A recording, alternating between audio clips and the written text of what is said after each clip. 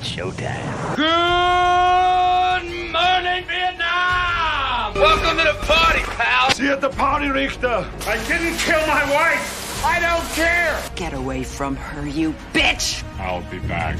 I'll be back. You did not going to say that, did you? What I do have are a very particular set of skills. The dude abides. I'm not bad. I'm just drawn that way. Inconceivable! Lilu Dallas Multipass. This is a tasty burger. Face. Want to hear the most annoying sound in the world? Do or do not. There is no try. Dead or alive, you are coming with me. I'm the bad guy? And Hulk, smash. I can speak with an English accent. Hit the hash pipe and join the National Guard. I could be elected president. You went over my helmet? What would you prefer? Yellow spandex? I know, right? The list is in the open! Hey, where are the white women at? They're digging in the wrong place. I'm gonna make him an offer he can't refuse. Are you not entertained? Second start of the ride. And straight on till morning. Meow. You son of a bitch. 1.21 gigawatts! Wax on, wax off.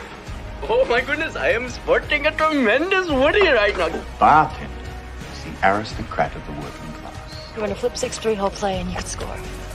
Cover me. Dogs and cats living together, mass hysteria. On this team, we fight for that itch. It might be a tumor. It's not a tumor. No ticket. No ticket. I get older, they stay the same age. It's not what you know, it's what you can prove. I'm a dude playing a dude disguised as another dude. He's 15. I ate his liver with some fava beans and a nice Chianti. Hope is a good thing. Maybe the best of things. And no good thing ever dies.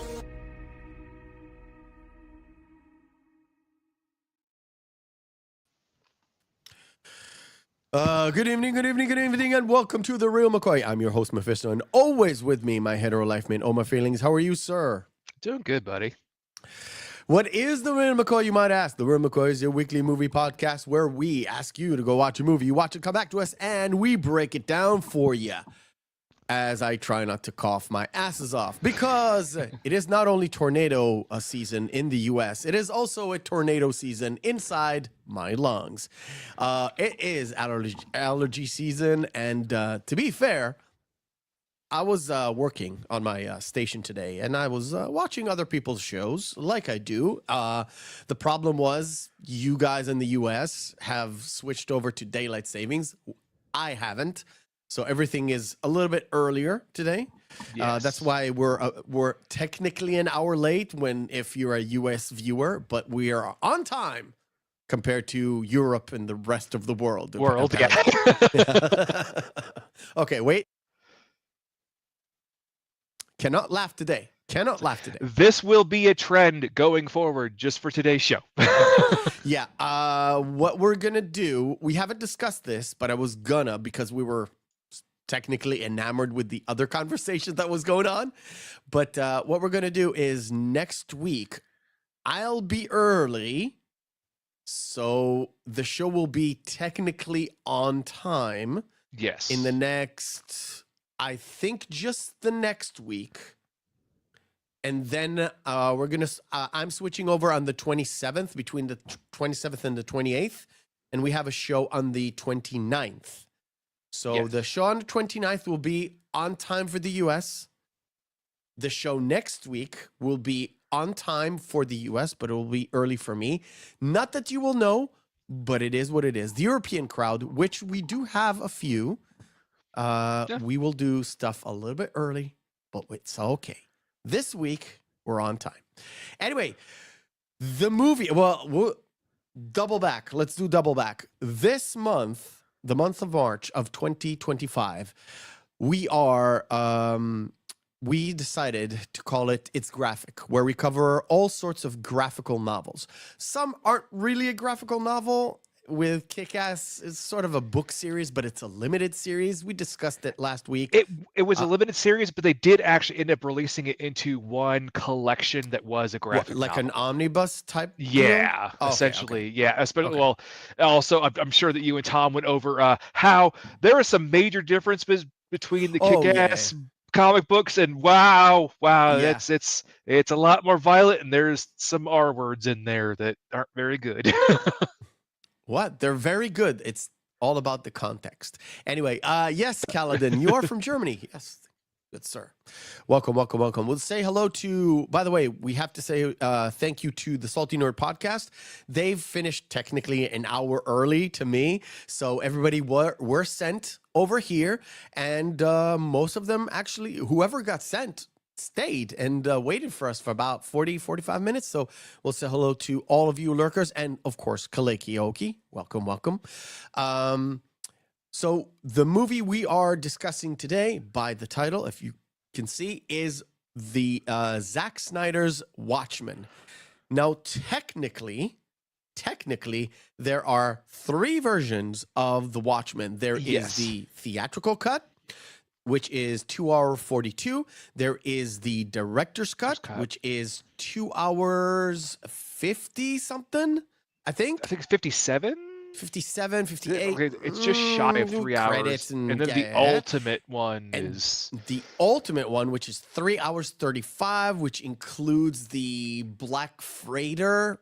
Is it Black Freighter? Yeah, I've read it today 5 times and I forgot. They do have an allusion to what was, and also just as an aside, this is such a very long film. We're not going to be discussing and going into the nitty-gritty details on what's different between the novel and the film because there is a lot. We're not going to be talking about the alien invasion at the end of the movie, and yeah, there's no weird like Cthulhu monster at the end of this movie. We're not going to talk about that time dilation and that, and how it doesn't. Dr. Manhattan doesn't make any sense. Yeah, we're not. We're not going to go into that. Yes, so we're gonna stick to this particular movie now. Before we kind of start with the first segment, I want to say that I give it a lot of thought. A while back, when Rebel Moon came out, I was thinking because Zack Snyder is not my favorite person right now. I don't know how the chat feels about him, which is it's fine. Everyone has an opinion, which is great. I don't particularly like Zack Snyder's work for a very, very long time, but it doesn't take away. And personal issues aside, I'm completely separating the man from the art. I had a discussion about that on DMs with a certain somebody because I really wanted, and I did it. The Roman Polanski's The Ninth Gate. I reviewed it. It's on my channel. It's all good. But I had a discussion with a person before I actually put it on about why I shouldn't or should do a Roman Polanski movie. And I think you should definitely separate the art from the artist because the politics will ruin it for you. And you have to appreciate the art really, really, really, because sometimes you're going to miss a really good movie, a TV show or whatever, because you're biased towards one of the actors, one of the directors. And again, I'm not telling you what to do or what to think. I'm just telling you what I'm doing, and you're free to do whatever you like. I'm just here to suggest things that I like or don't like, and you can do whatever you like. Hello, Juliet. Yes, thank you for joining us. Okay, so I had a lot of thought, and I think Watchmen, to me, is Zack Snyder's best movie. I did not like the one with the chicks, Sucker Punch. I did not like Sucker Punch. Well, and also, we could have done Sucker Punch too this month. I know. But Sucker Punch, that would have been a conversation of essentially, well, the book is 10,000 times better, so you actually need to actually read the novel and not watch the film. Yeah, I didn't like Sucker Punch. I love 300, which we will cover next week. And I don't remember any other movie that I actually like by Zack Snyder. I don't like his zombie movie. Did he do Dawn of the Dead, right? Yeah, it's a 2005 one with the fast zombies. Yeah, I'm not really partial to any zombie movies, so I'm not gonna even go there. Yeah. So I don't even know if it's good or not. But it's not for me, so it's not gonna happen. I don't like the Justice League stuff. I definitely don't like his take on Superman.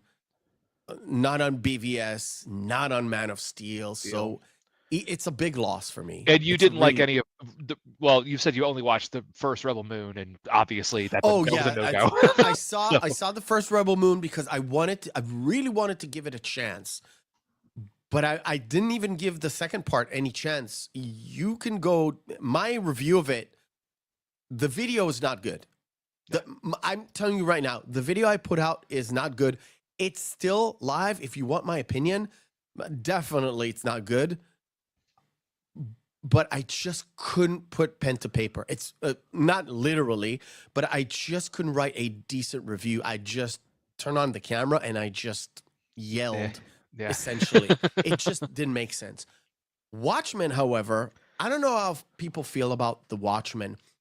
Because when it came up, I didn't go to the theater and watch it. And then I watched it later on when it came on cable, and I was like, why have I not watched this before? Yeah. This is so different from any other superhero movie because it uses that deconstruction of a hero that is so different. This is 2009. This is correct. Yeah. same time as the start of the MCU. Iron Man is already out by this point. Thor not out. Captain America, I'm not sure it was out. Thor by had this. already wrapped. Captain America had already wrapped, but they have not actually released yet. So we technically had only Iron Man, and Iron Man 2 was on the way. So we're not in that MCU era. We're just on the, oh my God, Iron Man was so amazing.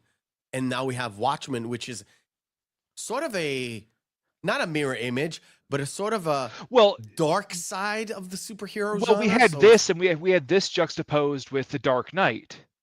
Yes, the Dark Knight. The Dark Knight was in the vein of, this is a dark and it's a darker, it's a grittier version of storytelling. And to be fair, the first Iron Man film was not light and fluffy at all. The ending wasn't. Yeah. But the rest of it was kind of like paint by numbers, kind of a hero. Well, him being held hostage by terrorists and him finding out that he's technically a war criminal, and like what he's done is he's committed mass atrocities. That's the hero's journey. Yeah. And the full arc. Because he was one person at the start of the movie, and at the end of the movie, he said, I'm Iron Man. Yeah. So he's declaring, I am the guy. So it's a full arc. Never mind. We'll kind of wish that they would have given Robert Downey Jr. a voice coder at that point. They had the Sabbath. you know. We have about 5 seconds so I can cough. So this is Behind the Screens. Sound production, take 2. 6 seconds. But I made it. Behind the Screens is where we turn to me and we get the lowdown on everything behind the scenes and all of that good stuff. Now, I'm stressing right now, there was a lot of information. There's a lot more than you can think of, yeah. And some of it is like stuff that is in the movie and you get to learn about something like how it was done. We're technically not going to touch upon that. What I'm going to go through is mostly how the movie came to fruition, and you'll understand the last statement and how everything kind of worked. Yeah. And also some of the things just about some of the characters. I do know some other side bits. If you don't, well, you can add. You can add. We had a very long opening, so we're pretty loosey-goosey now, okay? Yeah. Well, also this is a very, very long movie, so we gotta roll. Let's go. 1986. Alan Moore's books rights, because the book came out 1985.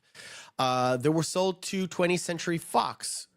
Technically, it was sold to producers Joel Silver from, The Predator, Die Hard, all that stuff, and Lawrence Gordon. Now, Gordon will be a much more dominant figure from this point on. Mm-hmm. 20th Century Fox wanted Alan Moore to write the screenplay. He declined. So Fox went to a writer called Sam Hamm. Yes, I know, Sam Hamm. And the problem was... Do not like green eggs and ham. The problem was he had to solve the ending because they had the problem with the giant squid at the ending. Yes, this is 1984. Okay, this is pre-Octopus with Goonies thing. Never mind. But they couldn't do it. So what 20th Century Fox did was put it on a turnaround. Now, this is a sub that 190 episodes we've never talked about the turnaround. Can you define the turnaround? We have? Yes, we have. We've talked about it on several different occasions, yeah. But we haven't said the turnaround. Did we? I'm so off. Okay, never mind. So I'll explain. What is the turnaround, you might ask? Mephisto, who doesn't know he's done it before, is what happens is a studio has a project, has the rights, couldn't figure out the project, and what it does, it puts it on a turnaround, which means another studio can come in, pick up the project from that point, and do it on their own. However, the father or the mother studio has either distributing rights or whatever. They have a piece of it regardless if they do nothing with it because they owned the initial copyrights. Correct. So everything kind of rolled by. We're at 1991, and this is Warner Brothers' time to pick up the turnaround, and they assigned Terry Gilliam to direct the movie. And he brought in Charles McEwan, which is another British writer, to write a new version of the script. He didn't pick up and do a rewrite. It's a full write. They started the project, and somewhere along the point, and even Gilliam actually brought in some money because of his name. They couldn't even get it to film, to the point where Gilliam said it was unfilmable. The entire movie is unfilmable. And that's the moniker this movie got until it actually got to print. Then a long time passed, about 10 years. That's a long time in Hollywood.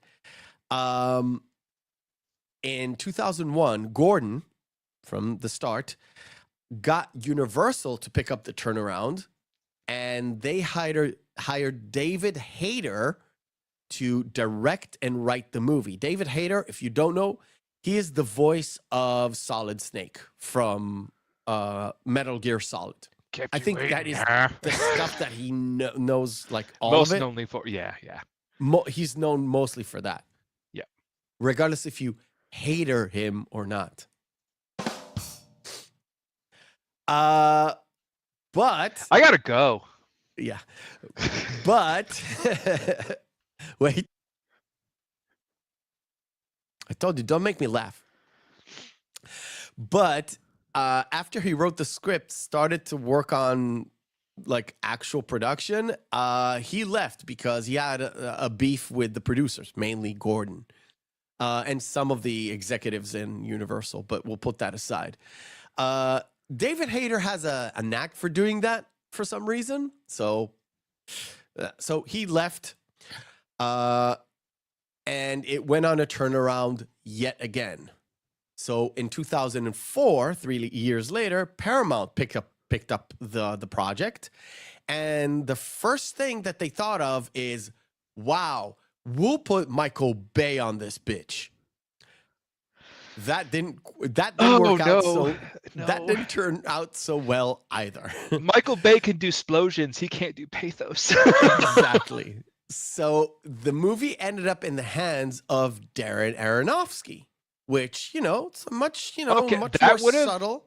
You could see that working in a way. Because Darren Aronofsky is a much more of a indie, I want to say indie guy. He's not really indie, but he's much more of an indie guy where he can take some more of the dark material and really add stuff into it. I can see him as the director instead of Zack Snyder. It wouldn't be as brutal, probably.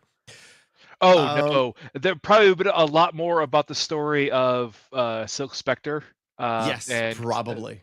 And especially the comedian. There would have been a lot more about the comedian. Yeah. But they worked off of David Hayter's script. They brought in a rewrite. They added a few things, but of course, the project fell apart again. As they want to do. and mostly due to the fact that because of delays, Darren Aronofsky went to do The Fountain with Rachel Weisz and Hugh Jackman. Oh, okay. All right. Yes. So Paramount put it on the turnaround as well. In late 2005, Gordon went back to Warner Brothers and offered it to them again, thinking that Tim Burton would pick up the mantle. And Tim Burton read Alan Moore's book, said, wow, this is fantastic. Then he read David Hayter's script and he said, wow, this is garbage. And he left. Yeah. So by the time, because this is late 2005 and 2006, 300 comes out. And lo and behold, WB said, wow, Zack Snyder sure does know how to do dark shit that he can adapt from a graphical novel. We have a graphical novel sitting right here for the longest time. Why don't we just give it to him? You know, the only other person I could see in his place there that actually I think would probably been a good fit, as we're going to talk about him in a couple weeks, would have been Robert Rodriguez. I didn't even think about it. But remember, this is the early 2000s. I think Now, Robert Rodriguez, since Robert Rodriguez was doing Spy Kids, like several of those. Oh, and then he also had Bombed with a Spirit. Exactly. Yeah. So, just which, like by the Tarantino, way, that's another adaptation that you should never watch. Is The Spirit? It's bad. I've never heard of it. It is really bad. Then it's off the list. Snyder hired Alex Tse, Tse, to rewrite David Hayter's script. And what he did was he actually changed the script and modified it into the times it was written in, because David Hayter's script was modernizing everything. So he brought the 80s into the 2000s. And there was no Cold War because there's no Russia anymore. Yeah. Well, it completely throws off the vast majority of even the internal punchlines. Exactly. I can't believe I voted for Nixon 5 times. So the whole point is he brought it back into the 80s, kept the Cold War, and it made sense in terms of what to do. The only thing that had problems with is aliens. The ending. They did not know what to do with the ending. They couldn't figure out how to navigate with what they had into just a bomb and not a full Cthulhu attack against New York. Yeah. However, Zack Snyder did use the book as the storyboard. Now, if you've seen pictures from the book, yes, there are differences between basically the suits and stuff, but there are specific shots that are literally lifted from the book. Yes. And just put on screen. Mm-hmm. And he was adamant on doing that just to make sure it's a good fit and a good tie-in between the graphical novel and the movie itself. Correct. Excuse me. All right. A bit of casting, and then we'll probably slide into the thing. Okay. So, Silk Spectre. Several actresses went for the role. No, you're talking about Laurie. Yes. Oh, yeah. Yeah. Laurie, the new Silk Spectre, Yes. which is played by Malin Akerman, had several actresses that went up for the role.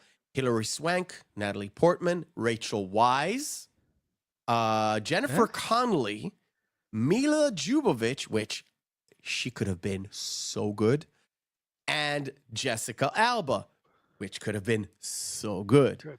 Because that would have been like two Jessica Alba going, back to back in big kind of comic book or graphic novel adaptations. Yeah, Jessica Alba backed away because of the nudity. Yeah, well, in that case, I would have said Jennifer Connelly, but that's just me. There are, if you notice, most of the actresses on don't really mind nudity. Maybe Natalie Portman. I'm not sure. I would think Natalie Portman would have had an issue with that, but yeah, and Jessica Alba, I know, has an issue. She doesn't mind like doing sexy stuff, but not full nudity. I don't think she ever did any nudes in movies. I don't think so. Malin Akerman has done a lot of nudity. Lot. Yeah, he does not give a fuck. But hey, good on you, girl. Oh, man, she's Swedish, and plus she's good looking at 40, so who cares? Yeah. Dr. Manhattan. Billy Crudup. Yes, Billy Crudup. Thank you. The role was offered to Keanu Reeves, who initially he was, interested in it, but then he remembered that he did Matrix Revolutions and Constantine, and he didn't want to do it. Oh, but Constantine's actually not a good movie, but it's at least a decent movie. No comment. You know we'll why. Talk about it later. No comment, and you know why. Yeah. Okay, for Ozymandias, Snyder initially envisioned Jude Law in the role. That's a very clear line there. That would make sense. But during the auditioning process, Matthew Good, another British actor, because he's very tall and like he's a very lanky kind of a person. Yeah. Lithe. He liked his face and the fact that when he put on the blonde wig, it really hit Snyder's, I want this guy to be an Aryan kind of a guy. So I want him. Yeah. But I can see Jude Law in this. And this is Jude Law before he got into like heavy CGI superhero stuff, right? Yeah. No, I was gonna say for Billy Crudup too, just for some fun bits behind there. They made it like he gave the direction to Billy to not change his intonation, to speak it almost near monotone as Dr. Manhattan, to deliver the detachment that Manhattan had from just humanity itself. All right. Yeah. All right. So that's kind of cool because they had to do multiple retakes of him doing ADR work because he would actually put an emphasis on something. Like, no, you can't put emphasis on anything. Oh, okay. Yeah. Okay. I get it. For the role of Rorschach, many people were auditioned, but Jackie Earle Haley nailed it. I can't imagine anybody else playing that role. That's exactly what Snyder said. Yeah, there's absolutely no way you can't imagine anyone else playing Rorschach. Snyder said that in an interview, which I saw, which was a meandering interview. Holy shit! Snyder does that. Snyder said that Haley was destined to play that role. Sort of like, I could not see any other timeline that this guy does not do Rorschach. Yeah, that's fair. Which, but that's Snyder talking. Have you ever heard Snyder talk? Shit, this guy. All right. Oh, he could be very superfluous. Exactly. That word. There you go. Holy shit. Okay, for the original Silk Spectre, the original 1950s, 40s. Carla Gugino, yeah. Carla Gugino. There were a lot of actresses went up for the role. Liv Tyler, Jamie Lee Curtis, which I can see, Anne Margaret, Catherine Zeta-Jones, Winona Ryder, and Sigourney Weaver. Now that I don't see. No, Sigourney Weaver I can't see. Catherine Zeta-Jones I could see. Because I think Sigourney Weaver is taller than from Jeffrey Dean Morgan. She is taller than him, I do believe. It really wouldn't work with the grape scene. I don't think. Plus, she has she has a persona that she's like a strong woman just because of Alien. That's like she can't because really... of Ripley. Well, Ripley, and then also the subsequent characters that she has played are fed back a feedback loop of Ripley, essentially. Yes, yes. It wouldn't look right. But Carla did a fine job, I guess. She's not really on screen a lot. And for the comedian, Jeffrey Dean Morgan was selected because, as Snyder says, he was the only manly man who read for the role. And I was like, well, there's a lot of soy boys in Hollywood. We all know that. But holy shit. And I was desperately looking for any Javier Bardem comments. Zero. That would have been funny. Zero comments. There is I think also, as a side too, Jeffrey D. Morgan also played the leader of a troop, and I think it's the Rejects or something. No, there's another comic book film where he's the leader of it, and it's that he got cast because he was the manly lead. So and for the role of Night Owl, this is where it's early goings for the Night Owl. Night Owl was supposed to be... Night Owl in the comic book is a 40+ year old guy. And he's actually overweight. He's actually a schlub. Like he is... Exactly. He's not Patrick Wilson. Daniel is not Patrick Wilson. So they wanted to go with an older actor. So Kevin Costner, Christopher Walken... Richard Gere and John Cusack were up for the role. Cusack actually... Cusack. Yeah. What did I say? No, Cusack. Well, I was agreeing with it, like Cusack. Yeah, I can go with Cusack. Yeah. John Cusack was up for the role. He was actually a fan of Alan Moore, and he read the book. He loved the book. But his issue was the movie was too brutal. And I was like, you've read the comic? You read the comic book is even more brutal. It's if I'm not mistaken. It is. It's way worse. So Patrick Wilson got it, basically. Ozymandias' suit. I found I have to include that because it's funny. His suit is not supposed to look like that. It's supposed to be much more of a fabric thing. It's Zack Snyder, and this is the first time it kind of happened in a superhero movie of his.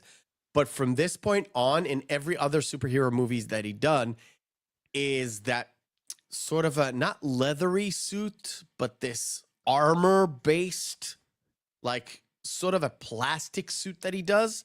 Ugh. But it's modeled over the 1997 Batman and Robin suit. Yes, the Bat nipple nipples. One. Yes, nipples. It's modeled after that one. Did he pay for it with the Batman credit card that expires never? Never. Yes, correct.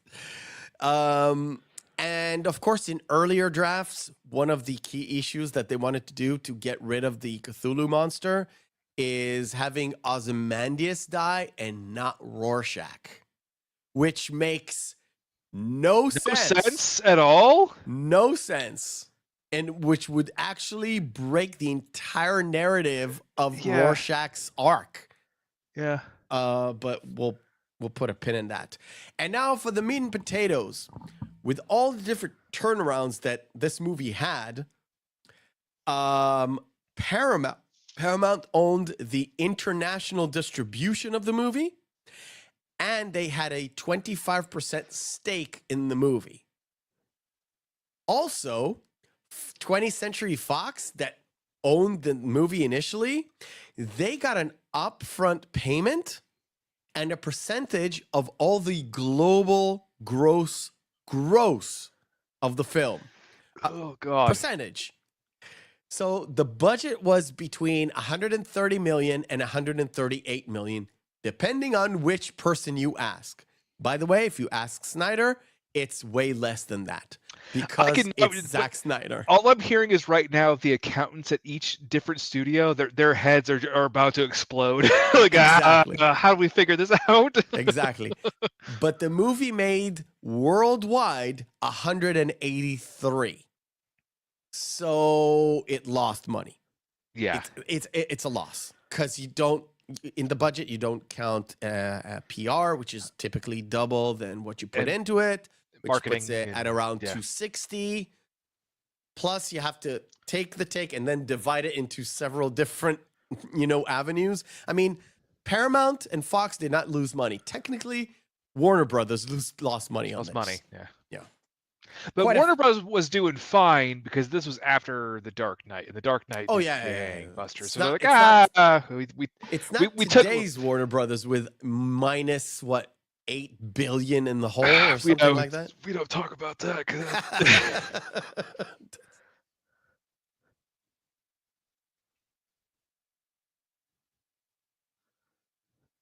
Don't make me laugh, folks. dude. Don't make me laugh. Holy shit. Okay. So I saw this earlier. I want to highlight this. I found this in one place, so I couldn't corroborate this, but Sander Hammerschlag put it up. In the attempts to make The Watchmen in late 80s and early 90s with Terry Gilliam, Robin Williams was the comedian. Which, to be fair, Sander, makes no sense at all. It doesn't. None whatsoever. Because I give a lot of props to Robin Williams. Robin Williams in the early 90s could not pull off a manly man. Maybe late after Good Will Hunting, maybe he could. Well, you have to remember too that he didn't even have any kind of films where he had even a dark edge yet. He hadn't done Insomnia, done 1 Hour Photo. He hadn't done any films that really put him in more of even a dramatic light yet. I mean, the only one I can think of is Garp. No, Garp, but it's not even close to any role. Awakening, maybe. Kind of. It's not. Also, it's not super dark. Yeah. Callahan brought up a good point. For physical media, this was again one of those films that inevitably end up coming, especially after it went to home box office. Yes. Really kind of became a little bit of an underground cult classic.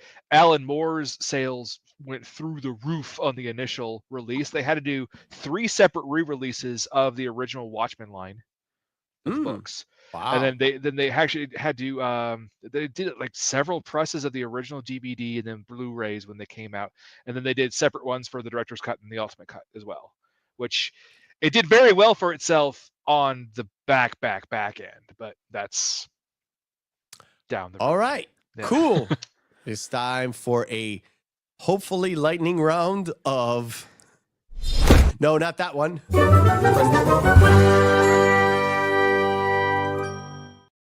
It's fine. I literally pressed the wrong thing, but it didn't play, so it's good. Missing marquees, where we take 10 posters, put them, have their text written off, put them on screen. You guys guess them.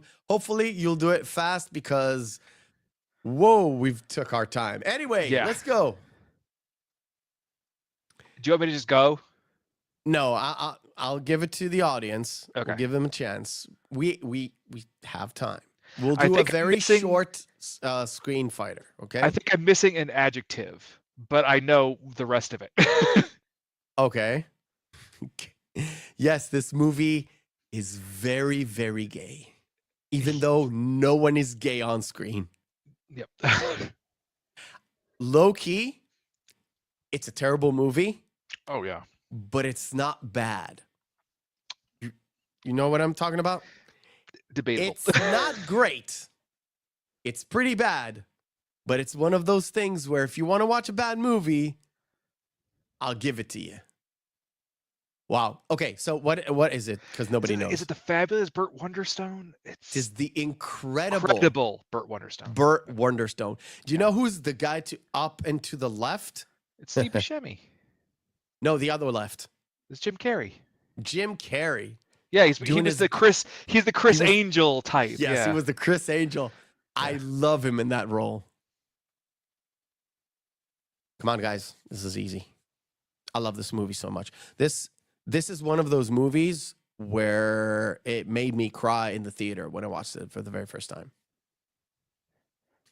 You know why? Why?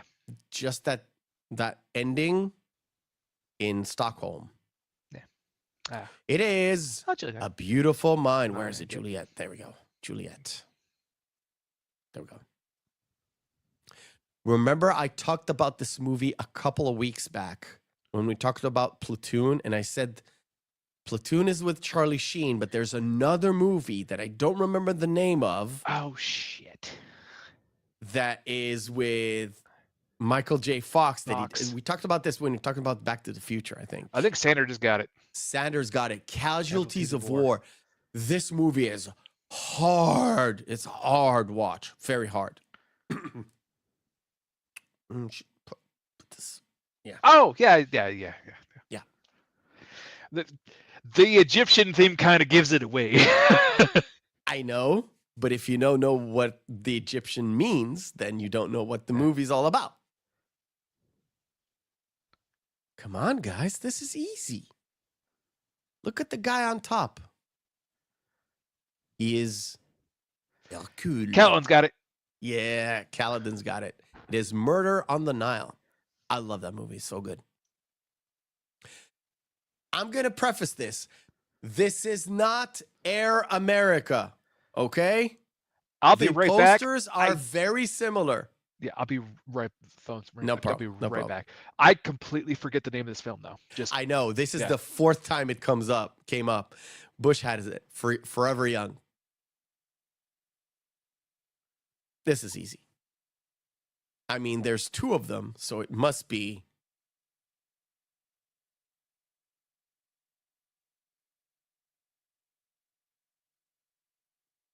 Spider-Man 3, who's got it first? Bush has got it first.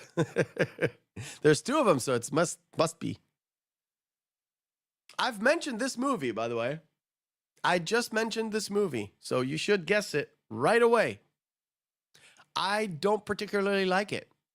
It's by Darren Aronofsky.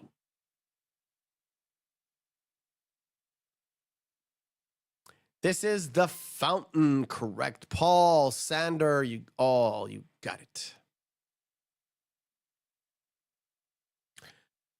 Now, this is a movie that is on my list, but the list is super duper long. I really want to get to this because I've already reviewed the technical sequel to this. This is not The Color of Money. No, we've talked about prequel. This before. Yes, this is The Hustler. The Hustler. Yep. Hustler. Yep. I really want to go back and rewatch it. I've only watched it a couple times in my life. Color of Money is not the sequel, but it's the same character in both.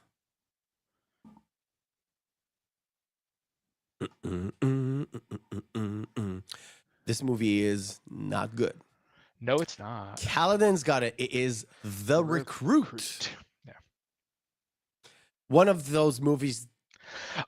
See, I actually like this movie a lot. It's one of the only films I like Val Kilmer in, besides Kiss Kiss Bang Bang. Really? Yeah. I mean, it's not a bad movie. Bush and Callan got it at the same time. Yeah, got it. The same time. Where is it? Yep. Got it. Cool. That is it. We will do this, and now we'll start the movie. Now, I've already said, even if the behind the screens and our entire intro would have been 10 minutes, we wouldn't have enough time. We don't have enough time to go over movie. Every single scene. Okay. The whole point of the show, especially today, is you've already watched the movie. Yes. Even if you've watched it like 4 years ago, we're going to go through a little bit.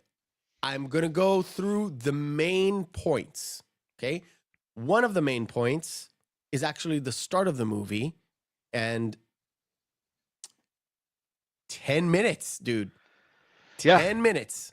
It's a fantastic intro to a film, and the obviously the smash cut after this into the whole credit scene about what happened to the Minutemen before the Watchmen, it's like, oh, it's fantastic.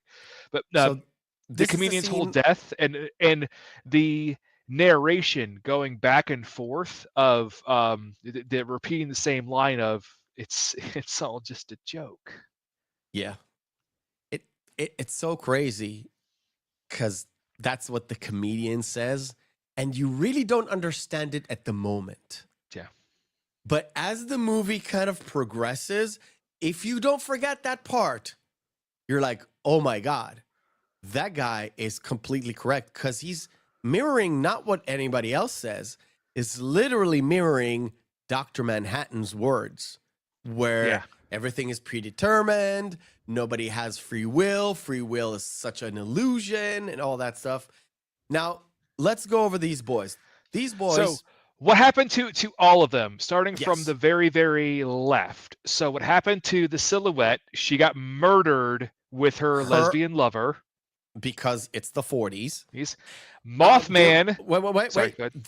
What I loved about this is, because this is sort of an alternative take on the past, future, whatever.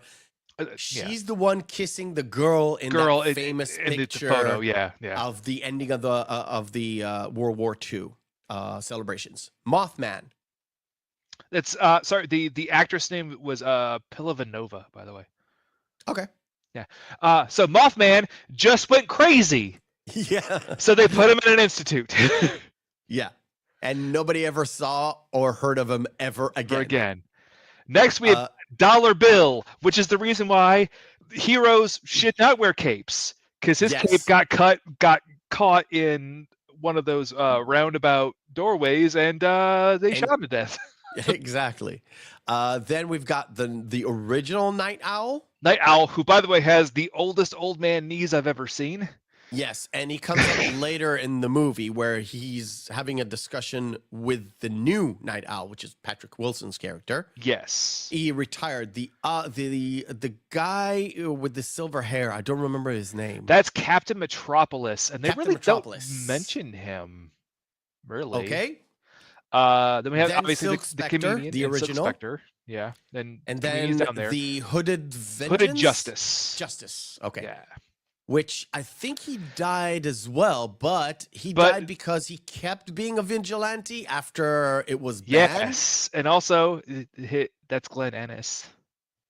That's Glenn Ennis. Okay. Yeah, that's super cool. And below is the comedian with his original attire, which, if you notice, had these I forgot the name. They're like Harlequin diamonds. Yeah, the diamonds. The diamonds, where it's much more of a close to, let's say, comedian-esque or Joker-esque kind of an attire. And he still had the smiley face on his belt buckle. Yes. Yeah. Which is way closer to what happened, but because of the chain of events, he becomes this American justice kind of a guy, because he worked for the government. And this is where the intro comes in. And the intro puts the comedian as, first of all, we have this. The shot of Dr. Manhattan, which, yes, you got the cut with the briefs on, because even the cuts of I could actually even find, even though there's like, just dong out. This cut has a few dong out scenes. Not a lot, a few. But not a lot. It's all CGI dong, but it's not appropriate on YouTube. No. So, but we have the comedian. Which, by the way, I have to give Snyder credit when working with a lot of different people, especially with his head of music on this film, specifically because the Times They Are Changing by Bob Dylan was a perfect pairing for the credits. It's fantastic. Yeah, the whole point is the times are changing because he changed the entire timeline from technically World War II because of Dr. Manhattan, because he has a lot more control. It's really hard to like I said, get to the the shot. fact that it was the comedian who took the shot that killed Kennedy, and yes, technically changing the course of, not really changing the course of time, but history, but making a different impact on who's the one who took the shot. Which the whole piggybacking on the conspiracy thing to make it adjust to what story you want to tell, essentially. The And only thing that would have been better is that they would have panned out. Well, this is a great shot too. If they would have panned out and it was Dr. Manhattan actually on a soundstage. and in this particular shot, this is another famous. This is a Vietnam War protest. Now, in this reality, and this is a change, the MPs actually took the shot and killed a bunch of people. Yeah. In reality, they stood down. Yeah. They were still there, but they stood. No shots were fired. Well, it was supposed to be that harsh juxtaposition of our reality and this reality, and that was one of the best ways to show it. And then I don't think, they don't actually go into what happened during the Vietnam War just yet. Not yet, in a little bit. But what happened is we get to hear everything through the narration of Rorschach, because Rorschach is another. There we go. Rorschach is another character where he's a vigilante, and he started doing vigilante work before the ban, and then the ban kicked in right after the Vietnam War ended. Yeah, but he was working actually with the Second Night Owl. This is, I would think it was pretty much at the end of Vietnam, when he was working with Daniel, who was the Second Night Owl, because they were partners. Yeah, because what happens is I love the transition, because he looks at the Minutemen picture, and then it moves into the Minutemen picture in the retired Night Owl and the newly retired Night Owl. Correct. So the two Night Owls having a discussion together, and I love that transition. And we'll move forward because we get to see Ozymandias capitalizing on his own persona and selling figurines of himself. And I have to just roll back for 1 second. It's something that you'll blink and you miss it, and you don't have to go all the way back to it. But there is a bit where that shows Ozymandias going into Studio 54 with David Bowie, and I could have sworn the first time I saw David Bowie that I was like, "Is that Henry Cavill?" No, it's not. It's just an actor that looks a lot like Henry Cavill, but thinner. Getting to that point is don't worry about it. You guys can go back and go take a look at it. It's funny. It's during the montage at the very beginning of the film. So okay.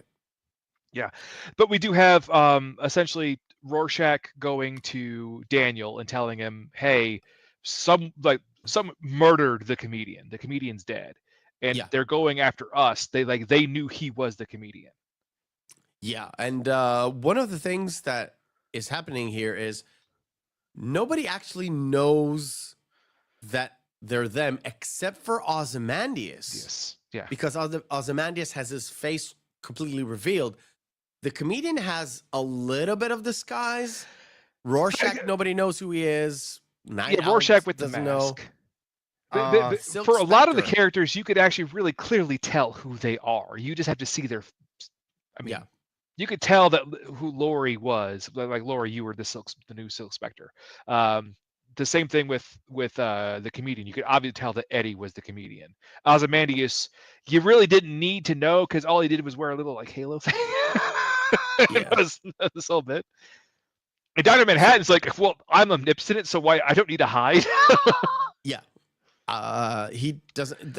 The point is with this whole scene is the scene where he talks to Laurie, and we get a little bit of revelation of where she comes from, what she is, and the fact that she is his girlfriend, but with all his omnipotent being, he is not good in bed. Well, that's later. I know. That's later. But what's more important first is the conversation between Daniel and Ozymandias, because Ozymandias essentially, he states out, Adrian, he states out the true purpose of his entire plan and the entire whole bit of why it's really done, because he says even Dr. Manhattan can't be there all at once. The Russians have 5,100 nuclear missiles. Even if he stops 99% of them, it's enough to end the world. Kind of, just because of the retaliation.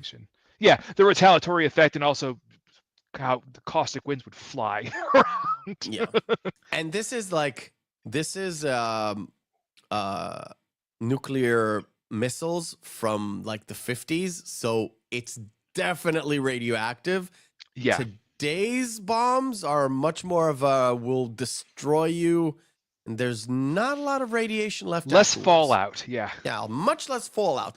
Not that it matters. So if you were to think now, it'd be like, so in the aftermath, it'd be more actual Fallout games than just, oh, everybody's just dead. Yes. Less Fallout game, more nobody's alive. Yes. More like that. So Rorschach goes to the, what I'm going to say is, he goes to the apartment. He finds out it was a murder. So he goes out to Night Owl. He knows Night Owl's going to go to Ozymandias. He goes to Dr. Manhattan and tells him, and Dr. Manhattan is like completely detached. Even Laurie's I already know what you're going to tell me. So yeah. What do you like? Why don't you care, Doctor?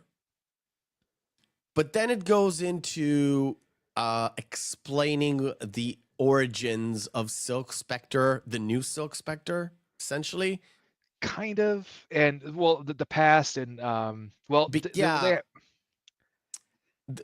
fact of the matter is, she goes to her mom.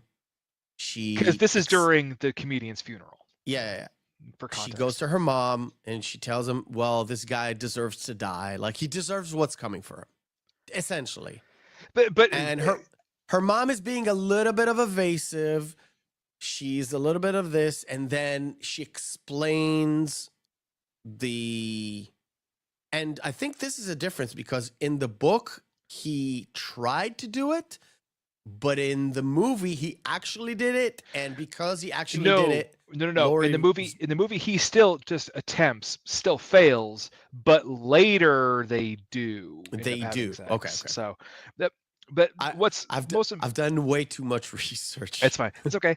What's the most important thing about this is, I think Carla Gugino has her best line in the entire film, where she keeps saying, like, even the grimy parts, even the terrible parts, the past, they keep fading.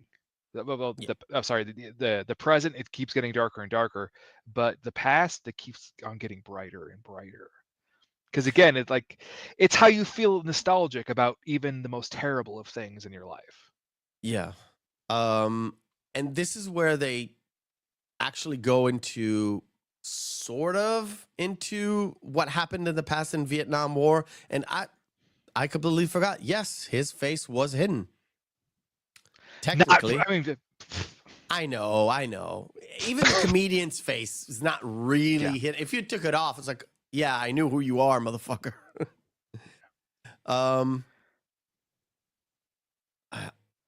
That conversation, this one with the Night Owl, where like the comedian goes out. Oh, that's the comedian. Correct, Paul. Correct. Hence the name of the fragrance seen in the film, in the comic. Yeah. Yep. This is where I think this is right before the band kicks in, right? And they go out to the street because the people are revolting against these vigilantes. But I do have to just bring back one bit that's the big diversion that's really great, because it is actually in the Alan Moore novel, where when they're in Vietnam, and like, when Dr. Manhattan got involved, it was over in a week. Yes. And the Viet Cong wanted to surrender to me personally.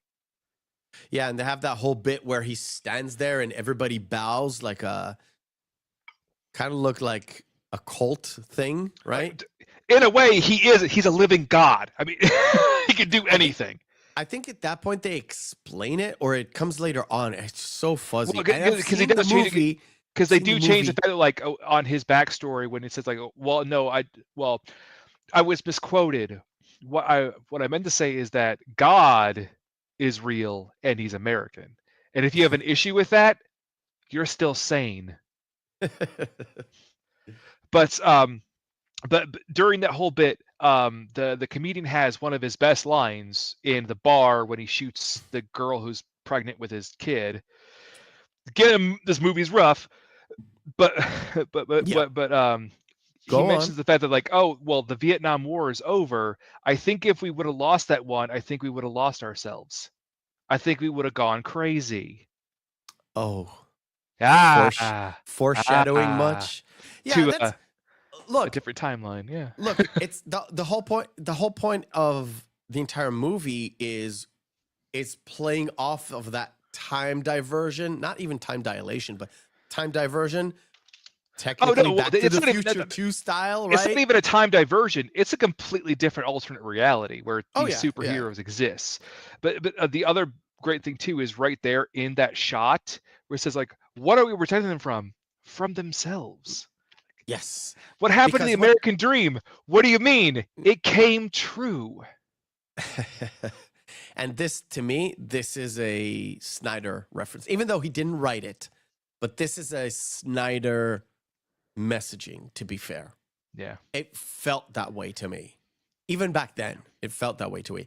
The important thing is who's watching The Watchmen. And this is who watches The Watchmen. Who watches The Watchmen. Yeah.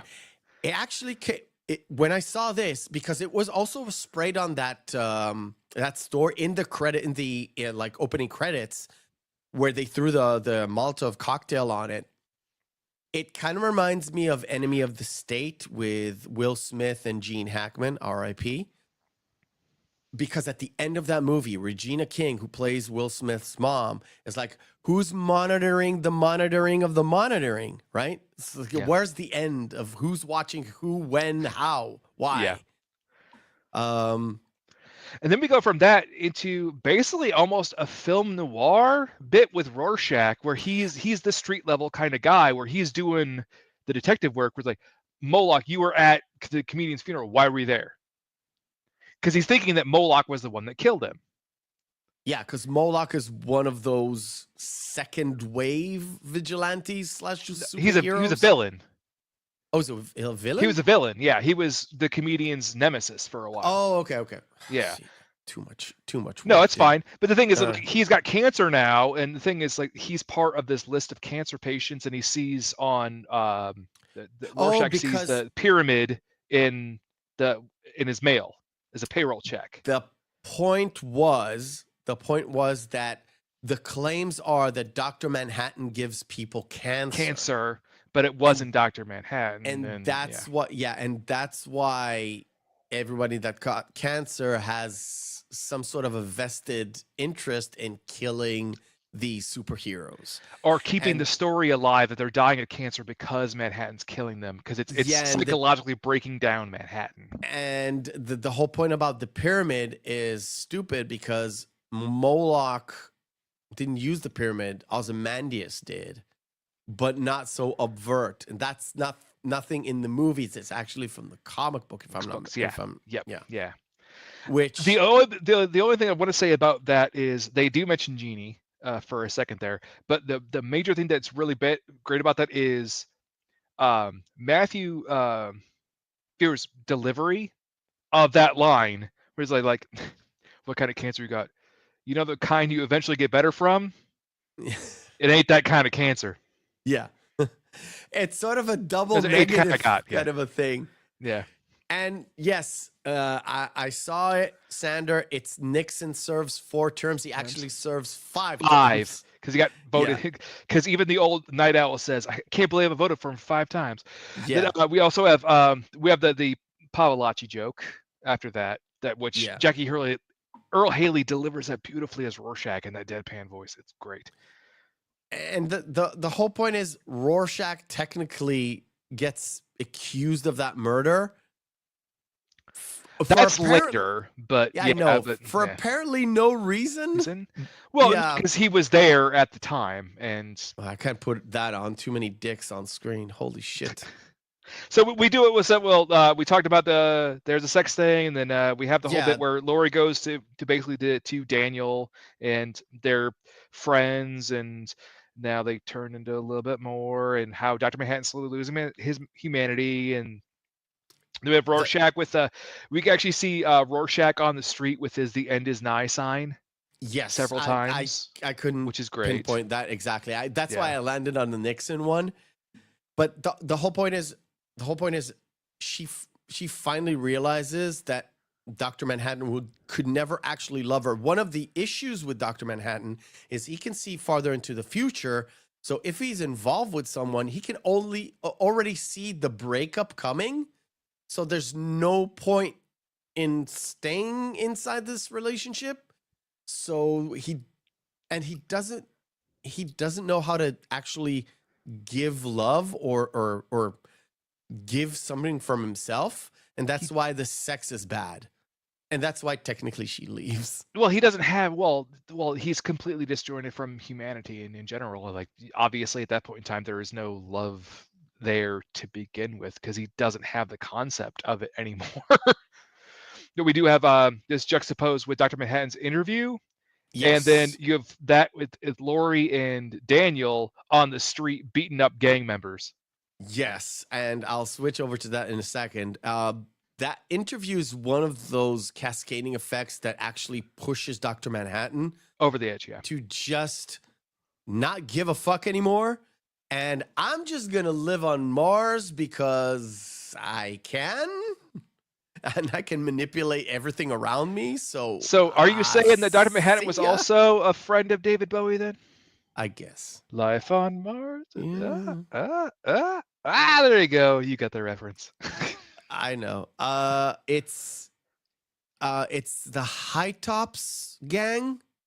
Hot Top Not. I don't remember the name. It doesn't matter. All I know is a bunch of gangbangers trying to fight two people who were previously superheroes, so they get their shit pushed in. They get their shit pushed in.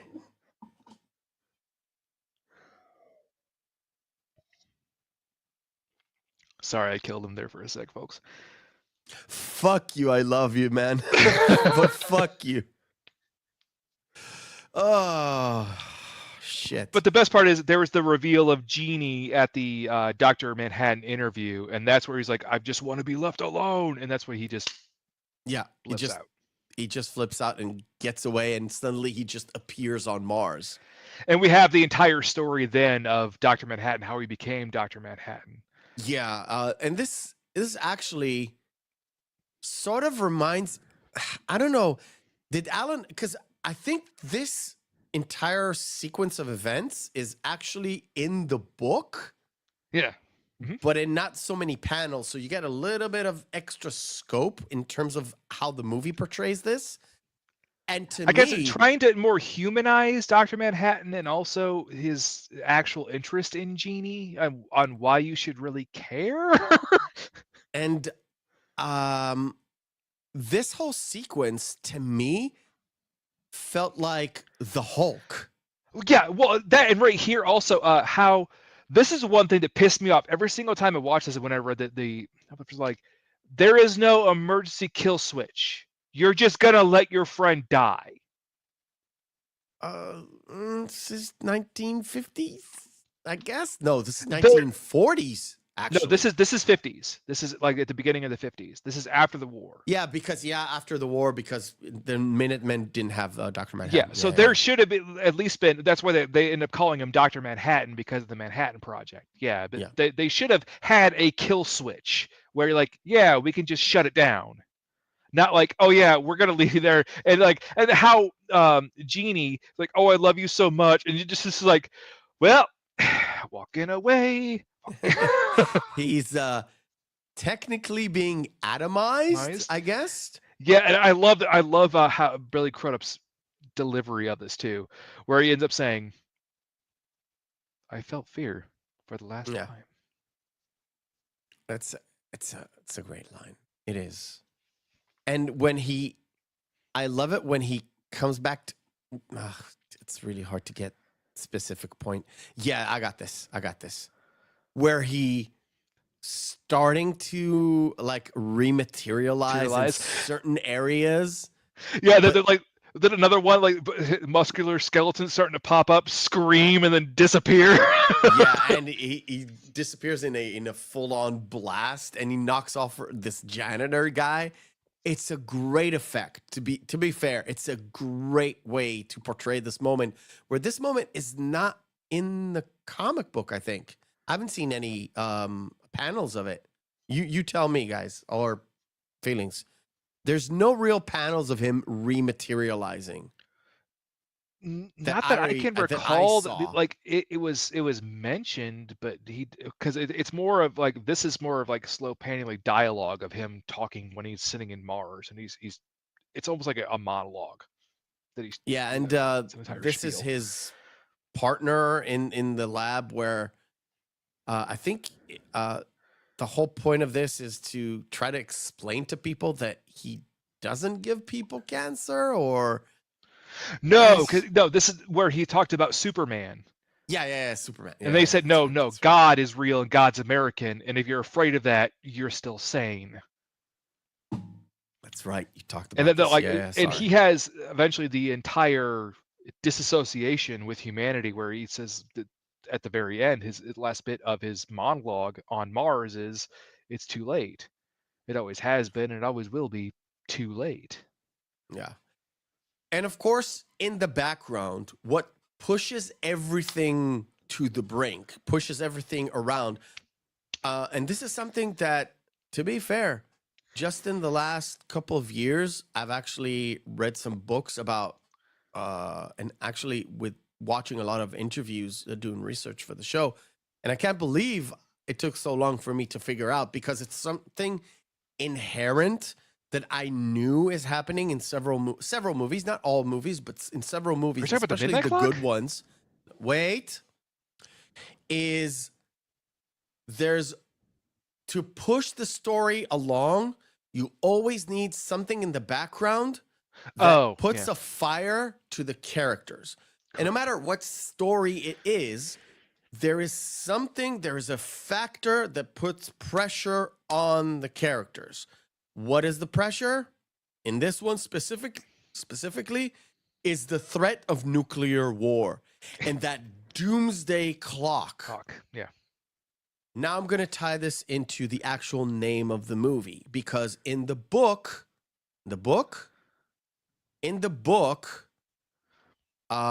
is it the comedian's dad or someone's dad is an actual clockmaker?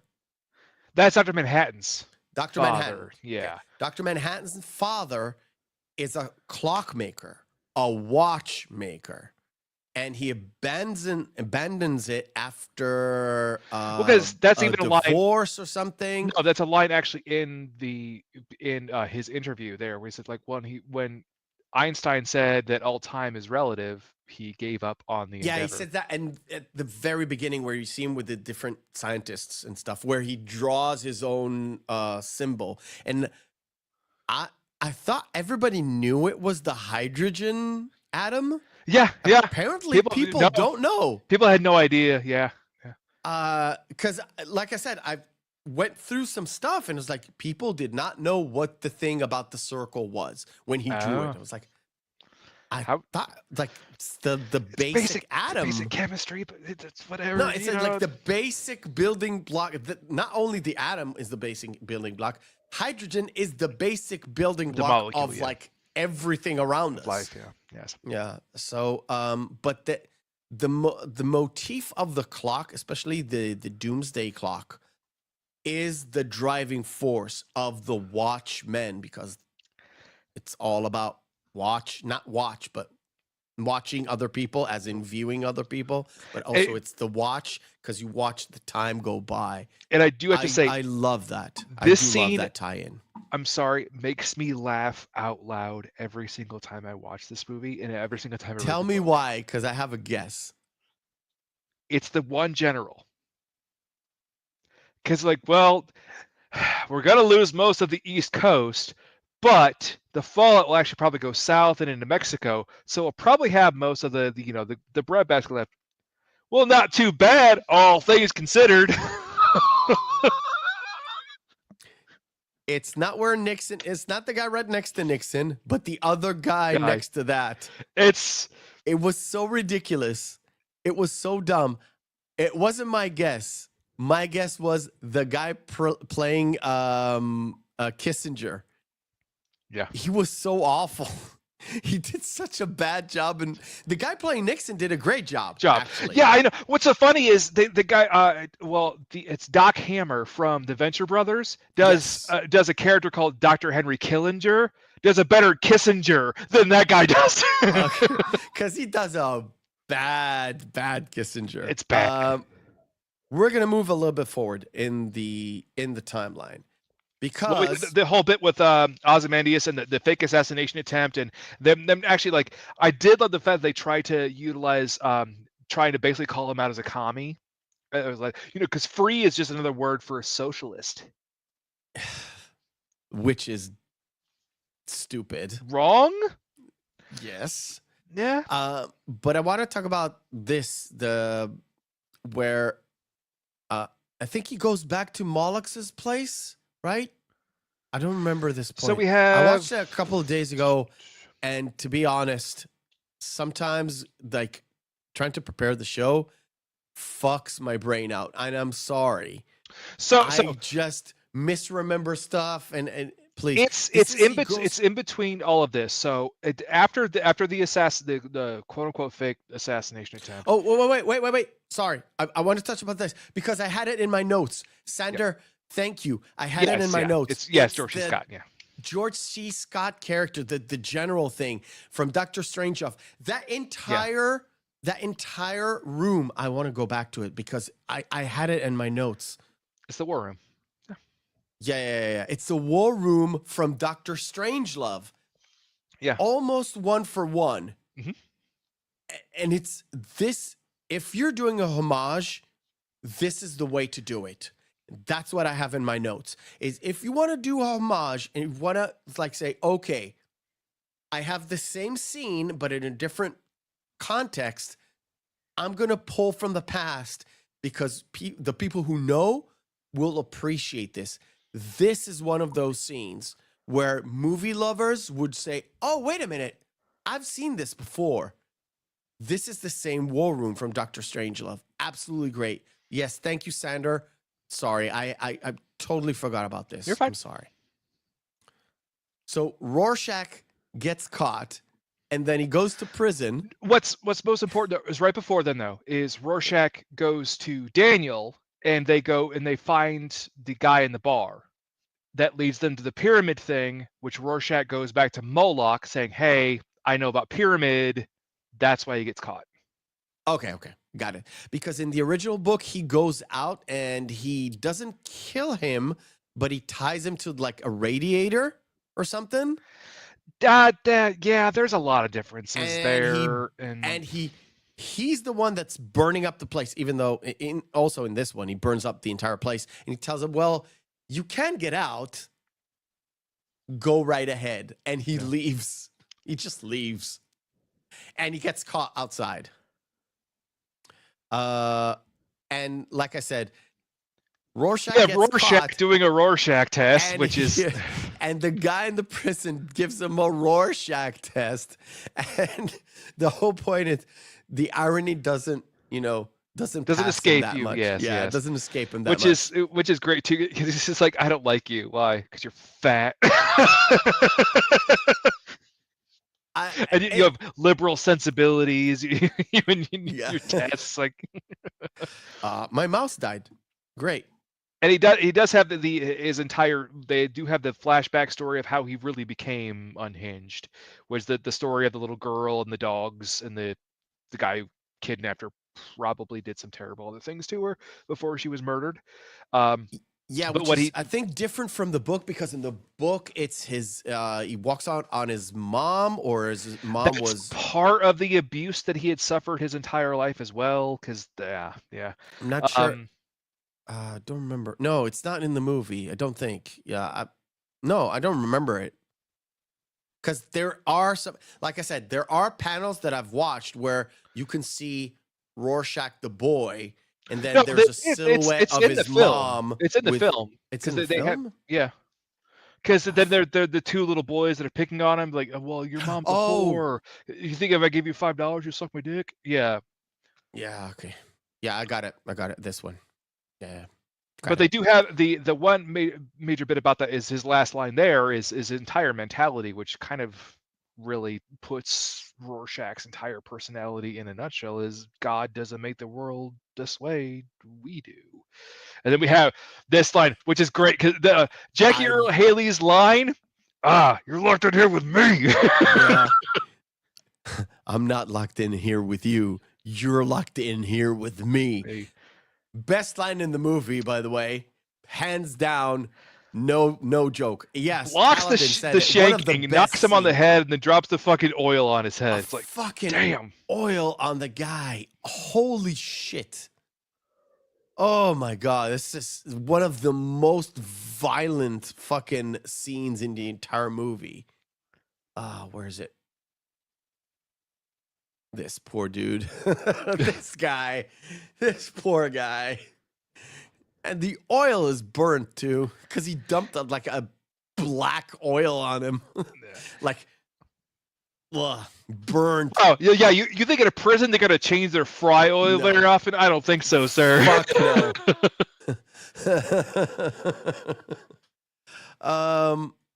But then, of course, we've got the continuation of the love story between Laurie and Daniel, where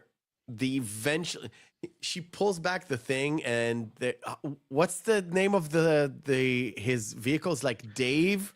No, it's Archie. It's Archie because it's Archimedes. Yes, yeah. But it's Archie because it's named after.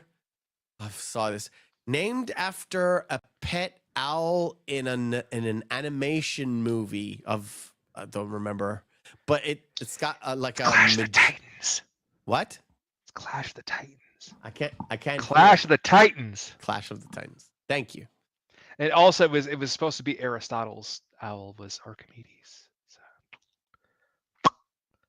My mouse died again. Well, we do get the backstory of how it's a goddamn Razor Naga. I can't believe it still actually works. Well, I was gonna say, what's great about this is we do get the backstory of Daniel too. It was like, well, how'd you get all this money? Oh, because his dad was a corporate banker and he died and left him all this money. So he is Batman.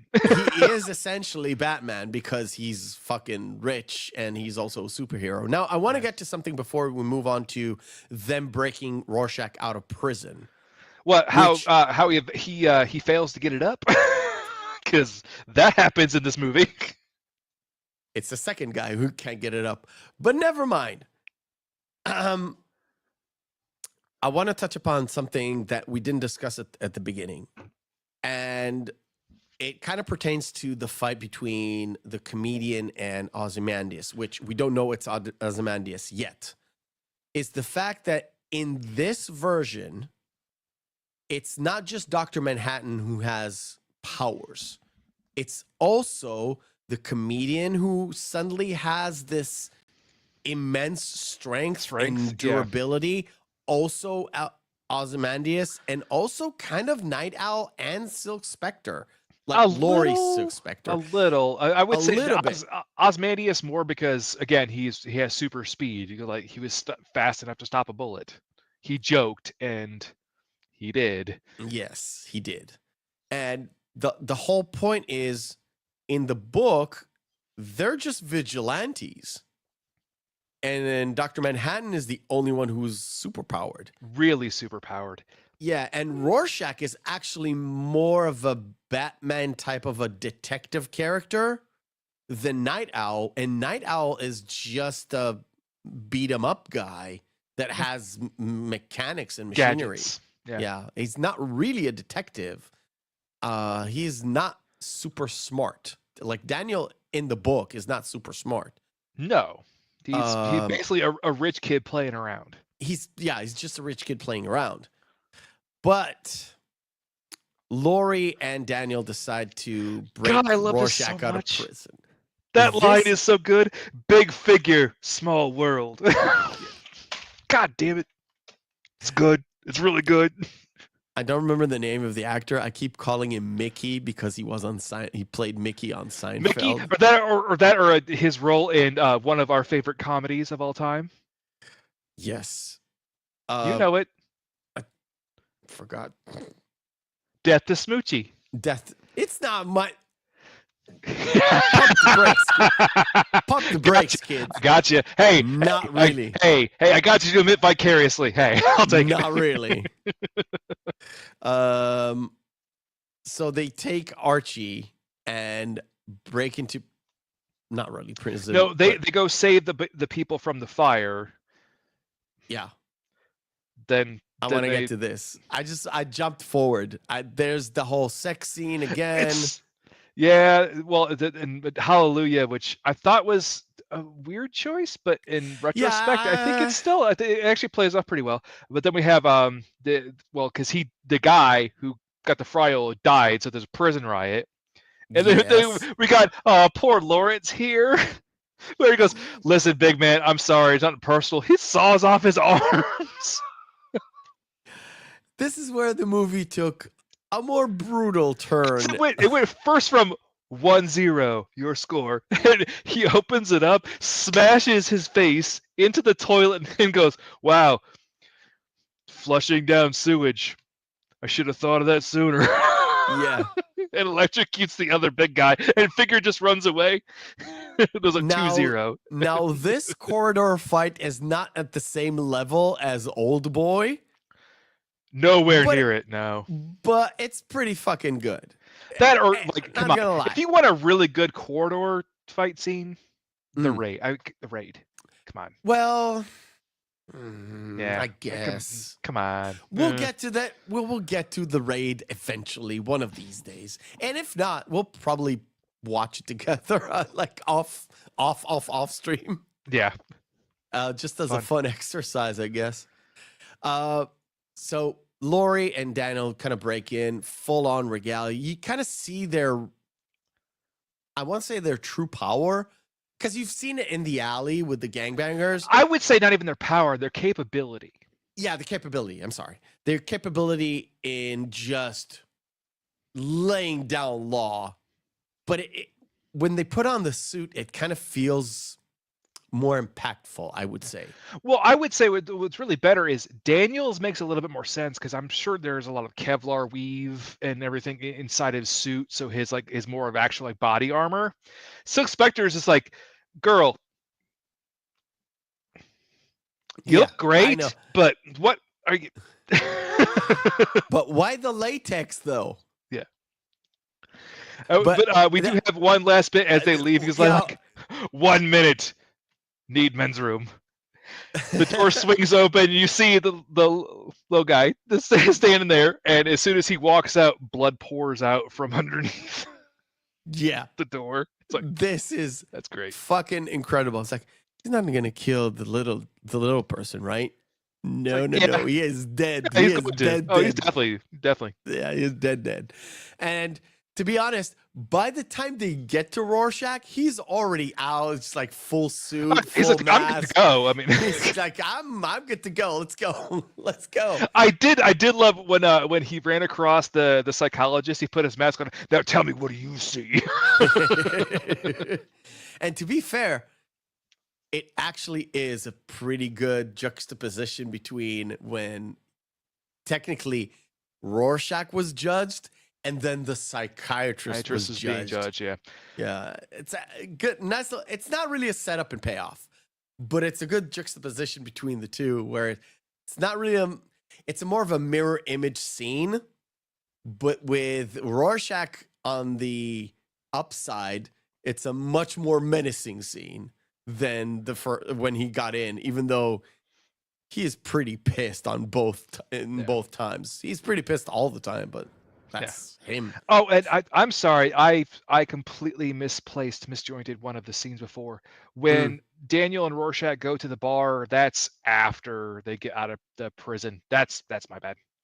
Okay. I thought it was earlier, but no, it's here, because that's when Dr. Manhattan takes Laurie to Mars. Yes, it's right after they Get take back off from prison.